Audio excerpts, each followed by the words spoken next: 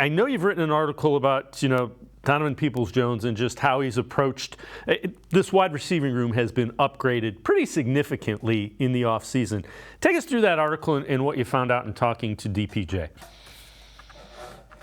Yeah, I think Donovan is still just as quiet as ever when it comes to wanting to talk about himself. I've talked about this before. I covered him at Michigan. I think I've kind of worn him down a little bit over the years that he at least will, he'll give me a chance to ask him some questions one-on-one. So I was glad to get a few minutes with him at the Greenbrier and try to delve into this because I tried to get into it with him in January, knowing he was going to be extension eligible the last week of the season that was coming up. And all he would kind of concede is that he really loves Cleveland. Cleveland feels like home. Anytime I tried to ask him a couple weeks ago when I talked to him at the Greenbrier about the extension, and if he wants to stay here long term, he just kind of brings up wanting to win as a team and do his job. And I think in a lot of ways, like, people might look at that and think, oh, it's player speak, so to speak. But for me, I'm like, that's just kind of who Donovan Peoples-Jones is. It's who he's always been. He's a quiet guy. He's shy.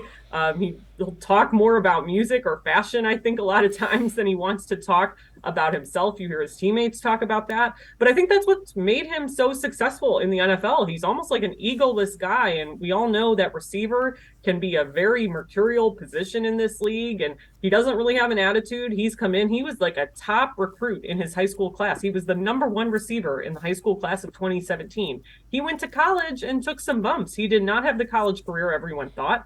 He still declared for the draft only after 3 years at Michigan. And he's come into the NFL and had to work. He was a 6th-round pick. And I think that's just kind of emblematic of who he is. So to me, that when he says something like that, I really do believe that he means it. And he's just going out there every day and trying to do his job and trying to help the team win. And I think it's a smart approach because ultimately it is going to be what decides his future. And, maybe to me, it's like his future in Cleveland is murky, right? Because another team could want to pay him more, could see a larger role for him than what could be available to him in Cleveland. But the fact that he isn't focused on that, is just going out there and working, I think he has an undeniable opportunity in front of him this season.